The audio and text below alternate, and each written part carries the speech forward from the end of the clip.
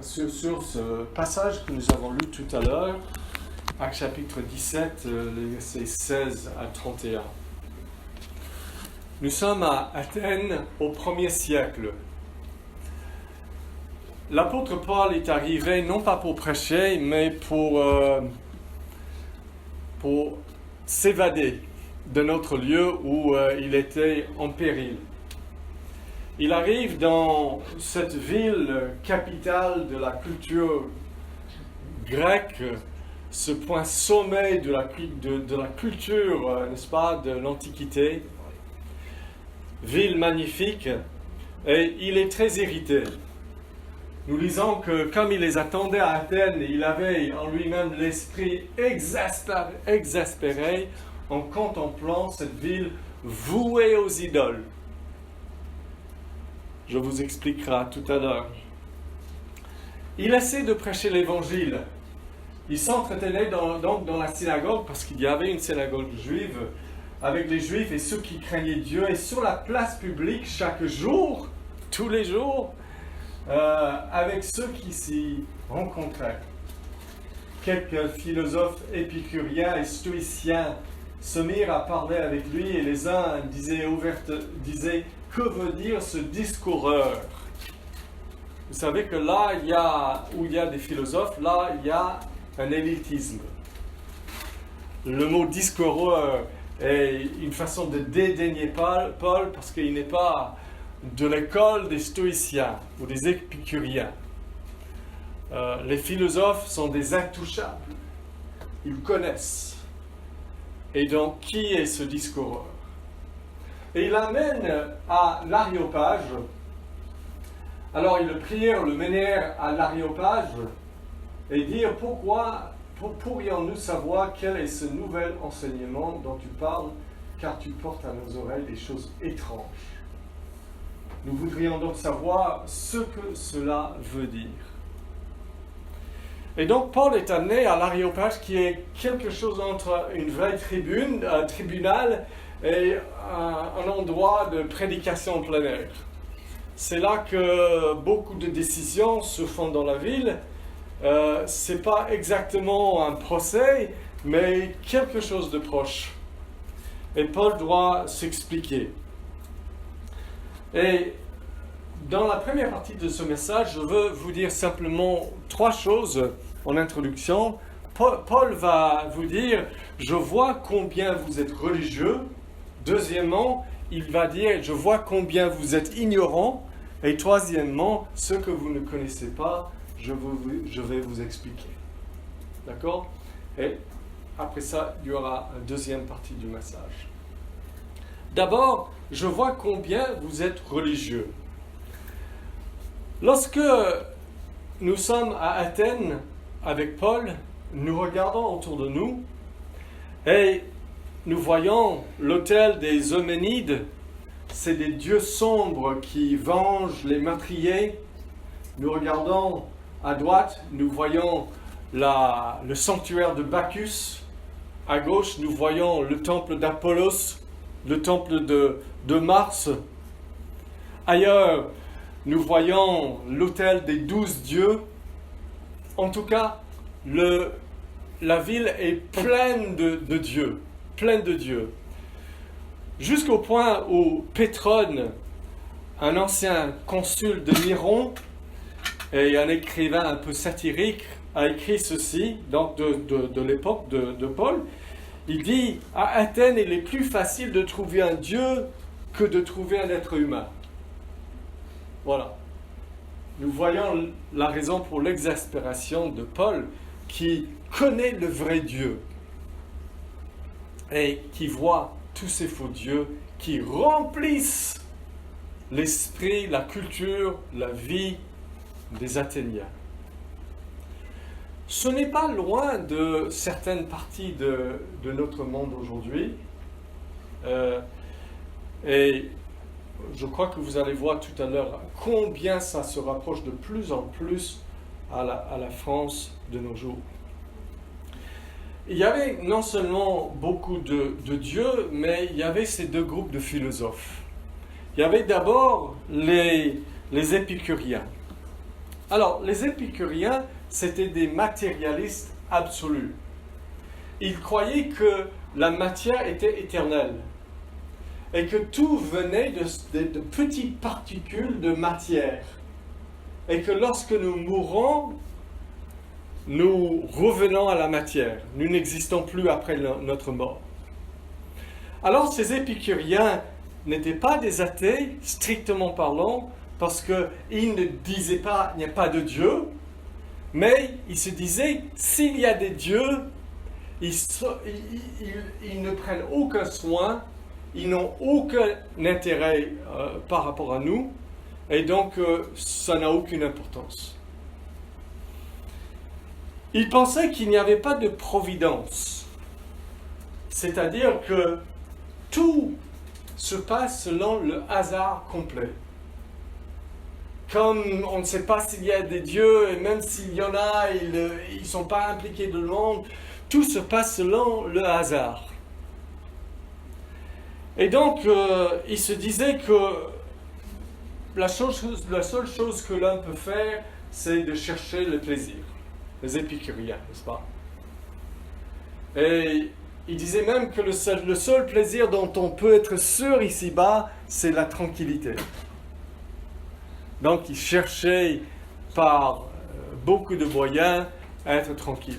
Comme beaucoup de gens aujourd'hui dans notre culture, qui sont plus ou moins épicuriens, ils pensent que c'est le hasard. Il n'y a pas une providence divine qui gère ce monde et cette vie. Et donc, la seule chose à faire, c'est de se plaire. Il y avait aussi les stoïques. Les stoïques avaient une attitude un peu plus vivante par rapport aux dieux. Et ils croyaient dans la providence divine. D'ailleurs, ils croyaient que tout se passait selon la providence divine. Et ils croyaient qu'il y avait en fait, ils étaient plutôt panthéistes. C'est-à-dire que Dieu est en tout. Comme pas mal de Français aujourd'hui, qui sont revenus à une croyance panthéiste. J'en rencontre tout le temps. Des gens qui parlent de « oui, j'ai fait appel à l'univers et l'étincelle divine est en moi. » N'est-ce pas? Mais les stoïciens croyaient ça.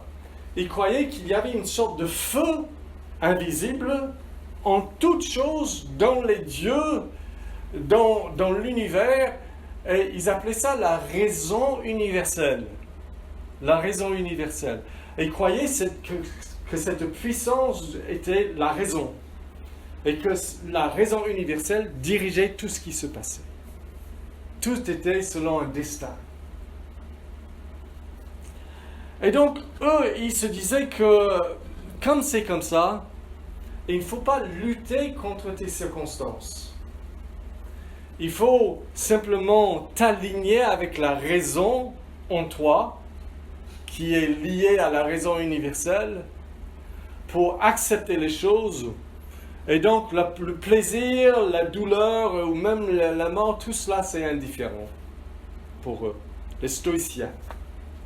Il faut juste t'aligner, accepter ce qui se passe. Et il y a des stoïciens aujourd'hui. J'étais chez ma fille il y a quelques semaines et elle nous a raconté qu'une de ses amies est devenue vraie stoïcienne. Donc elle lit les œuvres des stoïciens et c'est ça, elle comprend tout ça et plus. Et elle essaie de vivre la vie stoïque. Voilà. Donc, si vous comprenez bien, lorsque vous ne croyez pas dans le Dieu aimant et personnel et infini qui est vraiment là, vous êtes voué à deux choses. Soit vous croyez, comme les épicuriens, que tout est un gigantesque hasard. Vous n'êtes responsable devant personne. Vous vivez pour le plaisir. Ou bien, vous croyez que vous êtes sous l'emprise d'un destin froid et impersonnel. et vous essayez d'accepter ce qui se passe. Et dans ce cas aussi, vous n'êtes responsable devant personne à la fin, parce qu'il n'y a personne qui est là, qui est personnel, qui s'occupe de vous. C'est terrible, n'est-ce pas? Et c'est la manière dont beaucoup de gens vivent aujourd'hui même. Donc Paul dit, je vois combien vous êtes religieux. On va juste aller à la prochaine. Voilà. Paul, debout au milieu de l'aréopage, dit, Athéniens, je vois que vous êtes à tous égards extrêmement religieux. Le mot religieux en grec est un mot qui est un peu... ça veut dire quelque chose entre religieux et superstitieux. Donc, il est en train de leur dire, avec un peu une fine touche de critique, d'accord, que vous êtes très très religieux, mais pas dans le bon sens. Et il y a des gens partout dans le monde aujourd'hui, dans différents pays, qui, on pourrait dire la même chose. Donc, il leur dit, je vois combien vous êtes religieux, mais il dit, je vois combien vous êtes ignorants. Regardez. Il dit, car en passant, j'ai observé tout ce qui est l'objet de votre culte. Et là, il a fallu quelque temps pour voir tout cette ville remplie d'idoles, de temples, de sanctuaires, de statues. La statue d'Athéna à Athènes était plus de 5 mètres de hauteur. Athènes, la déesse de la ville, n'est-ce pas? Et donc il dit, j'ai observé tout ce qui est l'objet de votre culte, et j'ai même trouvé un autel avec cette inscription à un Dieu inconnu. Comme si on a 10 000 dieux dans la ville, mais peut-être on en a loupé un. Et ce serait grave. Donc, dans le cas où on a loupé quelqu'un, on va mettre un autel à un Dieu inconnu. L'Apollonios de Tyane, c'est une ville en Cappadoce. Dans le 1er siècle, un philosophe grec a dit que Athènes était un endroit où, je cite, des autels sont érigés en l'honneur même des dieux inconnus. Souvent, les écrits d'Antiquité, quand nous les retrouvons, cela confirme exactement ce que la Bible dit depuis le 1er siècle. Donc, pour moi, c'est très frappant de voir que Paul doit leur dire, donc vous avez cet autel à un Dieu inconnu, ce que vous vénérez sans le connaître, c'est ce que je vous annonce. Ça veut dire que toute cette œuvre de philosophie grecque pendant des siècles, et toutes ces religions mènent à quoi? L'incertitude complète. Parce qu'il faut mettre un autel à un Dieu inconnu, parce qu'on n'est pas sûr de savoir. Et peut-être ce Dieu-là, inconnu, il est le Dieu suprême. Et donc tout le reste est faux. Donc on arrive par nos efforts dans une incertitude complète lorsque nous essayons de comprendre ces choses. Et les amis, qu'est-ce qui arrive lorsque vous êtes dans l'incertitude, d'une part, et vous avez soif de savoir, d'autre part? Qu'est-ce qui arrive? Eh bien, nous voyons, si on revient en arrière, juste un diapo, s'il te plaît, en arrière. Encore? Ok. Donc, les philosophes lui disaient, tu portes à nos oreilles des choses étranges. Nous voudrions donc savoir ce que cela veut dire. Or, tous les Athéniens et les étrangers venus parmi eux ne passaient leur temps qu'à dire ou écouter quelques nouvelles. Lorsque vous êtes dans l'incertitude, mais vous voulez connaître, vous passez d'un mode à l'autre. vous cherchez, et voilà la France d'aujourd'hui, allez dans une librairie, allez dans la section religion, et vous allez trouver des choses diverses, multipliées, sur des croyances païennes qui reviennent aujourd'hui, des croyances de toutes sortes, de l'occultisme, le nouvel âge. Les gens ils ont soif de quelque chose de nouveau. Pourquoi? Parce que ce qu'ils ont su jusqu'ici n'a pas étanché cette soif. Vous voyez, lorsque vous avez bu, vous n'avez plus soif.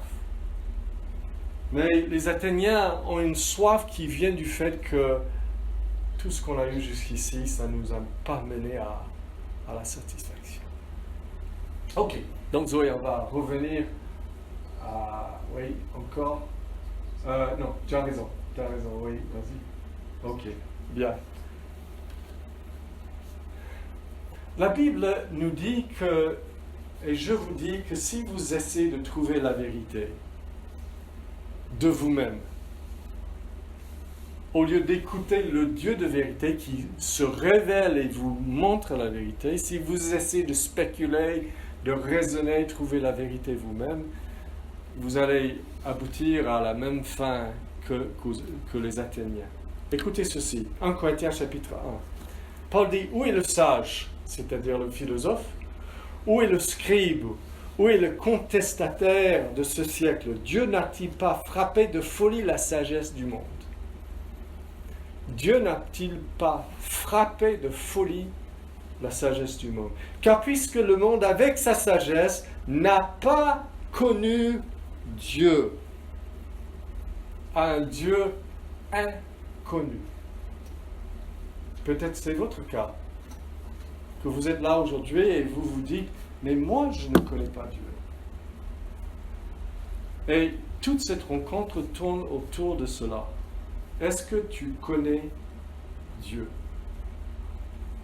Ou est-ce que Dieu est pour toi le Dieu inconnu? Alors, maintenant Paul dit, je vois combien vous êtes religieux, je vois combien vous êtes ignorants, et troisièmement, je vais vous dire ce que vous ne connaissez pas. Reviens en arrière s'il te plaît, Zoé. Merci. Donc, je crois que j'ai pas raison. Avance un diapo, excuse-moi. Ouais. Non, là tu étais bien. Ouais, très bien. Je crois que je vais apporter un truc pour bouger moi-même la prochaine fois, pour ne pas embêter Zoé. Donc, il dit ici à un Dieu inconnu, ce que vous vénérez sans le connaître, c'est ce que je vous annonce. Je vais vous expliquer qui est le vrai Dieu. Imaginez ça, le discoureur, nous sommes tous dans des points de vue divergents, épicuriens, stoïciens, dans l'incertitude d'un Dieu inconnu. Et maintenant, Paul dit, je vais tout vous expliquer. Ça, c'est très agaçant pour le non-chrétien au début. Quand le chrétien vient et il parle de manière dogmatique. Mais je ne vous parle pas de manière dogmatique parce que je suis mieux que vous ou quoi que ce soit, mais parce que le Dieu qui est là, il se fait connaître. Et une fois il se fait connaître à toi, tu ne peux pas dire que tu ne le connais pas.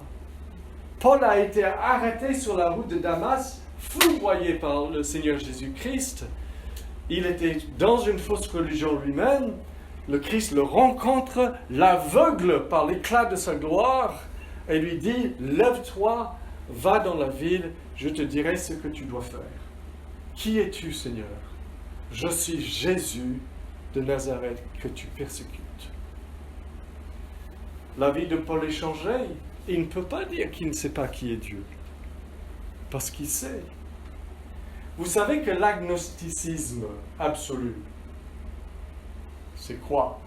Ça veut dire que quelqu'un vient vous dire, je ne sais pas si Dieu existe, et je ne sais pas quel Dieu existe s'il existe. Et personne ne peut savoir. Ça, c'est l'agnosticisme absolu. Alors, c'est dogmatique, n'est-ce pas? C'est une croyance dogmatique. Personne ne peut savoir.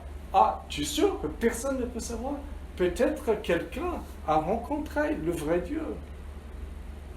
Et c'est toi qui ne sais pas qu'il y a une certitude.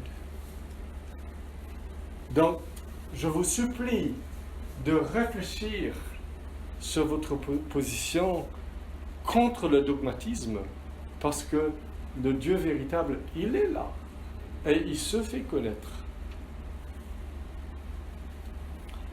Maintenant, nous allons voir, essayer de comprendre ce que Paul leur dit.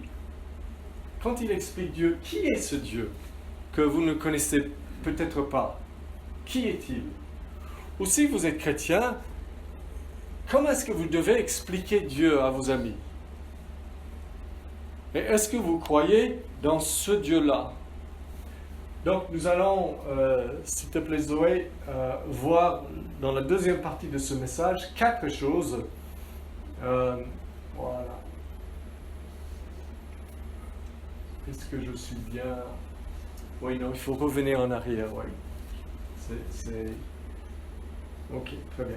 Je crois que désormais, je vais juste vous dire de sortir vos Bibles et comme ça, on va mieux s'en sortir. Moi aussi. Alors, Paul va dire 4 choses. D'abord, Dieu est votre créateur. Deuxièmement, Dieu est le gouverneur bienveillant de votre vie, vos circonstances. Troisièmement, Dieu est votre Père. Et quatrièmement, Dieu par Jésus-Christ est votre juge.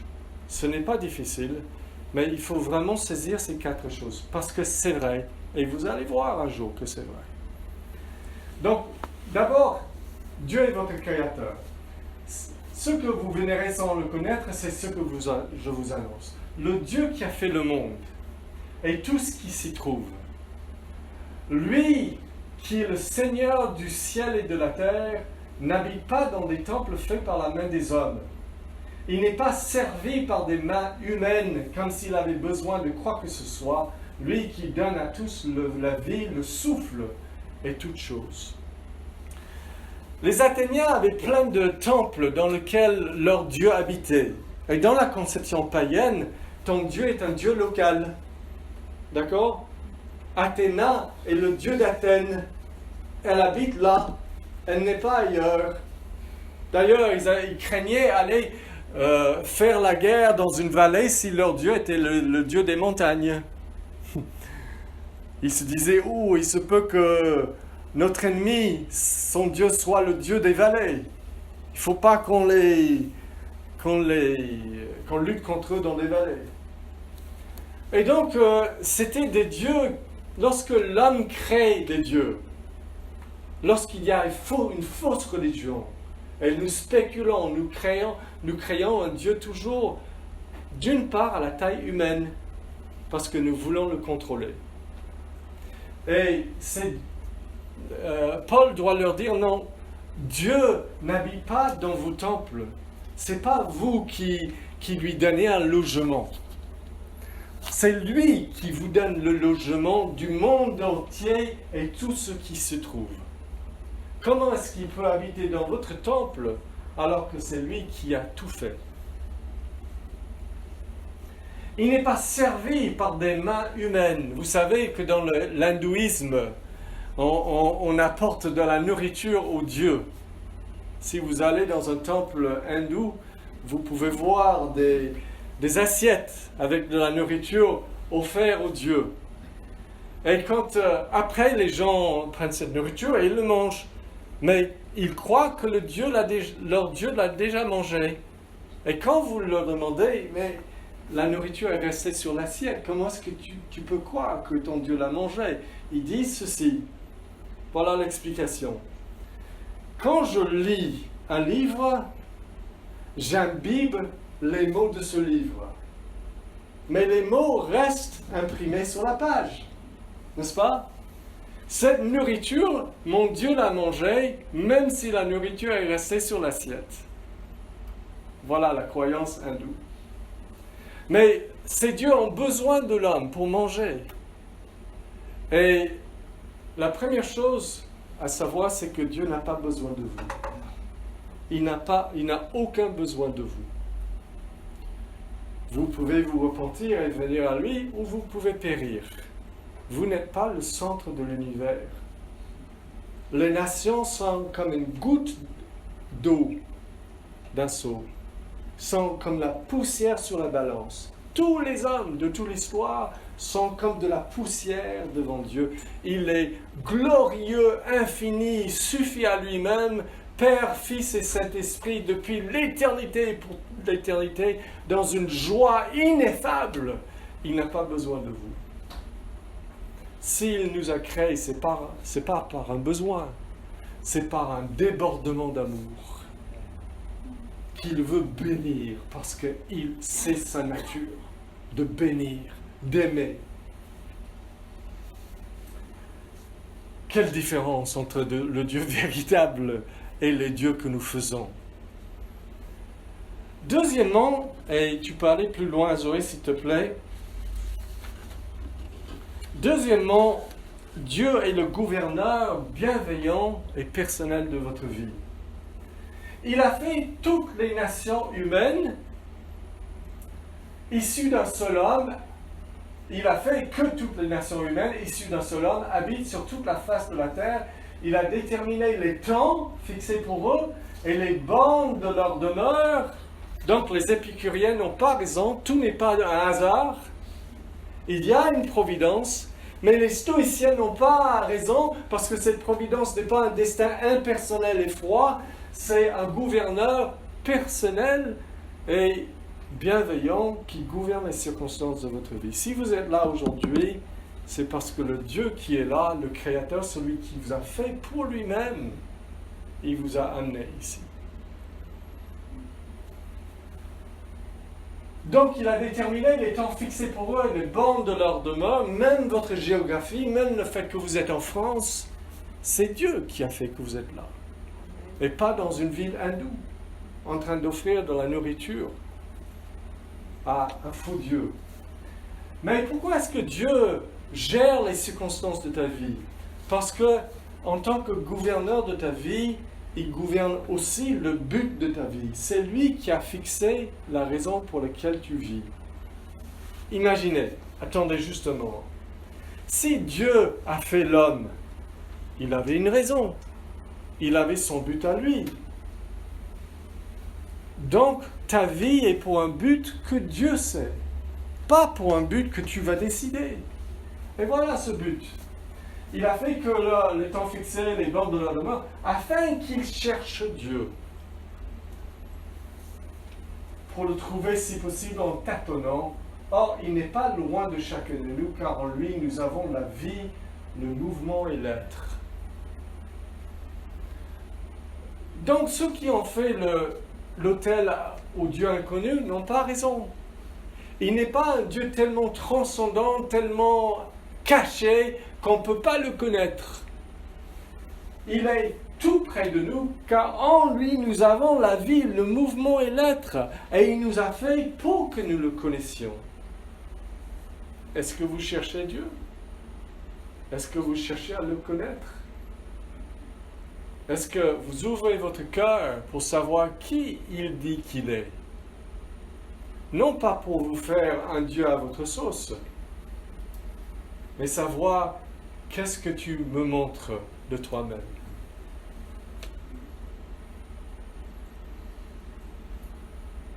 Il dit, c'est ce qu'ont dit aussi quelques-uns de vos poètes, nous sommes aussi de sa race, et il cite un poète païen, Paul. Nous savons qui c'est, nous avons les écrits.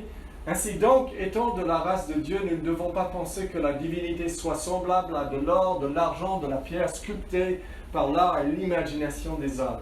Cette partie nous parle maintenant de Dieu notre Père. Il dit, même votre poète dit, nous sommes de sa race. Nous sommes sa progéniture. Le mot en grec c'est génos. Nous sommes son génos. Nous sommes sa famille. L'être humain que vous êtes, nous sommes les seuls à être faits à l'image de Dieu. Dieu vous a fait différents des animaux. Et cette différence, c'est que vous avez l'image de Dieu en vous. De sorte que vous puissiez entretenir une relation personnelle avec Dieu, être aimé par lui et l'aimer en retour. C'est ça le but suprême de votre vie. Donc, nous ne devons pas penser à une force impersonnelle et froide comme les stoïciens ou comme certaines croyances aujourd'hui, je crois dans l'univers. Mais non. La vérité, c'est qu'il y a un Dieu dynamique, personnel et vivant. Donc, vous ne pouvez pas penser que Dieu est semblable à de l'or ou de l'argent ou de la pierre, immobile, statique, inerte, qui ne peut pas entendre, qui ne peut pas entretenir une relation. C'était les dieux des Athéniens. Et Paul dit, mais vous savez que ce n'est pas vrai. Vous êtes en train de créer des croyances que vous savez vous-même que c'est faux. Parce que même vos poètes disent, nous sommes de sa race, nous sommes semblables à Dieu. Il est un Dieu personnel et vivant comme nous. Et vous voyez le problème des fausses croyances. Chers amis, écoutez-moi. Une fausse croyance religieuse n'est jamais involontaire. Les hommes qui croient des faussetés, que ce soit le bouddhisme, l'hindouisme ou quoi que ce soit, ils savent la vérité et aucun athée n'existe dans le monde. Aucun athée n'existe dans le monde. Tout le monde sait que Dieu existe et sait que c'est le Dieu, le grand Dieu créateur. Écoutez ceci, c'est ce que Paul a écrit dans l'Épître aux Romains. Il a dit, la colère de Dieu se révèle du ciel contre toute impiété et toute injustice des hommes qui retiennent injustement la vérité captive. Est-ce que vous retenez la vérité captive? Qu'est-ce que ça veut dire? Ça veut dire que vous repoussez en vous, vous réprimez ce que vous savez être vrai.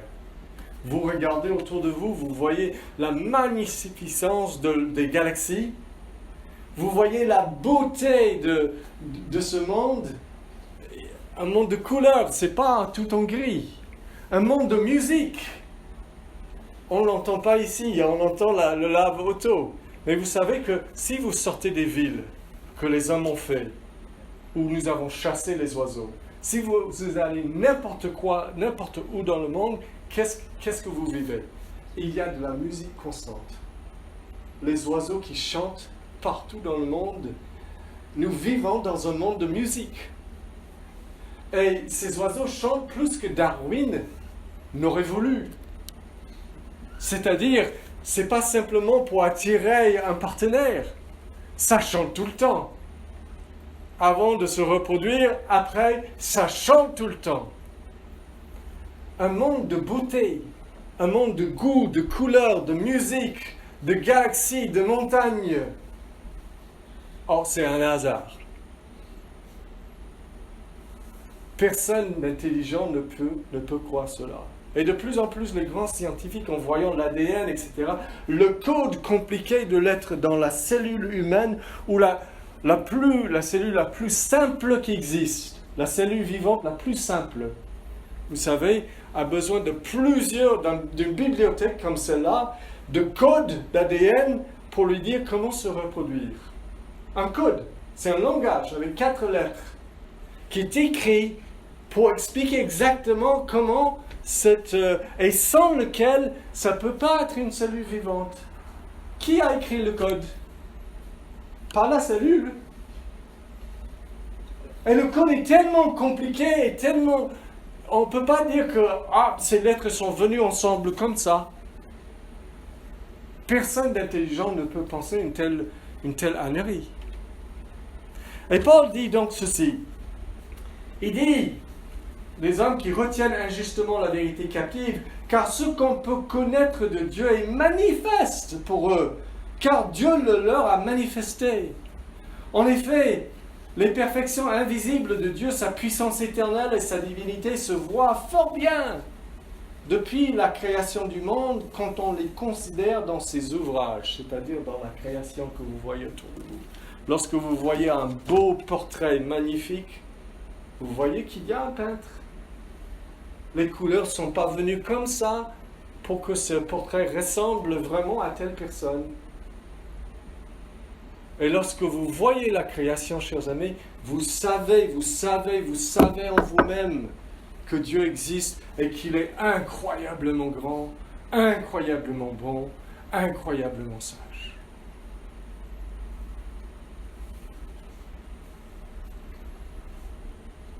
Donc, il est notre Père personnel.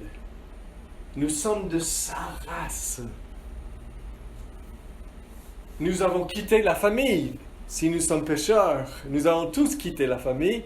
Mais la bonne nouvelle, c'est que Dieu veut nous ramener dans la famille. Et c'est là que nous arrivons à la fin. Zoé, dernier point du message. Dieu est notre créateur. Dieu est notre gouverneur de nos circonstances. Dieu est notre Père. Et Dieu, par Jésus-Christ, son Fils, est notre juge. Attention, le juge n'est pas négatif simplement. Parce qu'un juge peut donner un verdict acquitté. N'est-ce pas? Comme il peut donner un verdict condamné. Lisons cette partie. Paul arrive à la fin de son message. Ce n'est pas vraiment la fin parce qu'on lui coupe la parole et il ne finit pas. Mais voilà la fin de ce qu'on lui a permis de dire. Dieu, sans tenir compte des temps d'ignorance, on revient au thème d'ignorance, n'est-ce pas? Au Dieu inconnu. Il dit, Dieu, sans tenir compte des temps d'ignorance.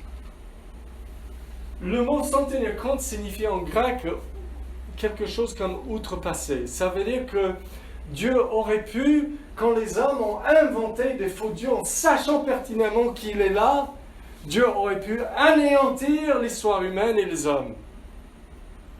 Mais il ne l'a pas fait. Il a outrepassé les temps d'ignorance. Mais maintenant, écoutez, il annonce maintenant à tous les hommes, en tout lieu, qu'ils aient à se repentir. De quoi? Du fait de ne pas connaître le Dieu qui se révèle. Clairement à vous. Écoutez ceci, je vais vous lire un verset biblique. 2 Thessaloniciens chapitre 1, qui parle du retour du Christ et du jugement final, qui peut être bientôt, chers amis. Lorsque le Seigneur Jésus se révélera du ciel avec les anges puissants au milieu d'une flamme de feu pour punir ceux qui ne connaissent pas Dieu. Quel est leur péché? Leur péché, c'est le fait de ne pas connaître le Dieu qui se fait connaître. Pour punir ceux qui ne connaissent pas Dieu et ceux qui n'obéissent pas à l'Évangile, à la bonne nouvelle de notre Seigneur Jésus-Christ. On lit le reste. Tous les hommes en tout lieu qu'ils aient à se repentir, vont inventer tant de fausses croyances. Parce qu'il a fixé un jour où il va juger le monde selon la justice par un homme qu'il a désigné, et il en a donné à tous une preuve digne de foi, le ressuscitant d'entre les morts. Dans cette fin du passage, nous voyons que Jésus et la résurrection, ce que Paul prêchait au début, il prêchait Jésus et la résurrection, et puis on l'amène devant l'Aréopage, il revient à ça. Et il dit d'abord qu'il va y avoir un jugement. Ce jugement sera universel. Tous les hommes en tout lieu. Vous serez jugés. Le jugement sera juste. Et le jugement sera fait autour de la personne de Jésus-Christ ressuscité. Dieu s'est fait homme.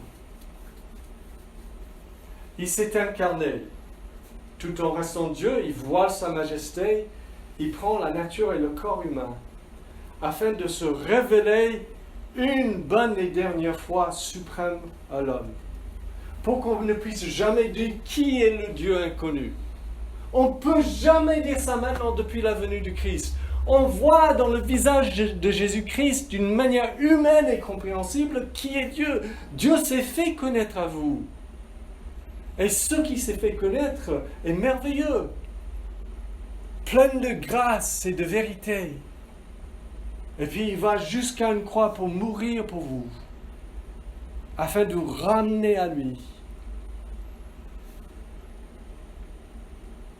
Mais lorsque Jésus meurt, lorsque les hommes crucifient Jésus, c'est comme si Dieu se fait connaître, me voici, je ne suis pas le Dieu inconnu, me voici, je suis le Dieu qui se fait connaître, les hommes le tuent. Ça, c'est la réponse de l'humanité au Dieu qui se fait connaître. Non, tu n'es pas Dieu, je refuse de te connaître.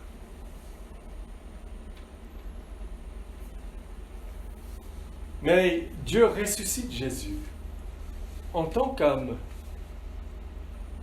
Et Dieu dit, vous refusez de me reconnaître, je refuse de vous anéantir. J'élève à ma droite un homme qui sera le représentant et le sauveur de tous ceux qui se repentent. Parce que vous êtes assez logique pour comprendre que si Dieu annonce que tout le monde va se repentir, ça veut dire qu'il annonce qu'il y a la possibilité du pardon. On n'est pas obligé d'être condamné. On n'est pas obligé de passer sa vie à ne pas connaître Dieu, à se dire des faussetés. On peut se repentir, on peut avouer que c'est ma faute à moi sans excuse que je ne t'ai pas connu. J'ai donné 1000 excuses, j'ai dit, j'étais pas sûr, et il y a ceci, et pourquoi la souffrance, et pourquoi ceci, et j'ai donné 1000 excuses. Mais maintenant, je vois que c'est juste mon cœur, je ne voulais pas qu'il y ait un Dieu, je voulais être mon Dieu à moi. Je voulais être redevable devant personne, sauf moi-même. Et maintenant, je vois que je suis redevable, tu es le juge. Cher ami, Dieu est votre juge par Jésus-Christ. Un jour, votre destin éternel sera déterminé juste par ce qu'il va dire. Vous savez, quand vous êtes dans un tribunal, et je finis, si vous êtes criminel, vous êtes devant un juge, et c'est effroyable, parce que ce juge tient votre destin dans sa main. N'est-ce pas? C'est pas vous, c'est lui. Et c'est ça, avoir un Dieu. Vous n'êtes pas, c'est pas vous qui contrôlez, c'est pas vous qui décidez, et ce n'est pas vous qui jugez. Il est temps maintenant pour chacun de nous de se repentir, de réaliser que Dieu est là, que dans son amour, il se révèle en Jésus-Christ. Il se révèle comme un Dieu qui vous aime, qui meurt pour vous, pour payer la peine de vos péchés, afin que vous puissiez être ressuscités avec lui un jour. Nous allons chanter. Nous préparons la scène avec le chant « Homme de douleur ».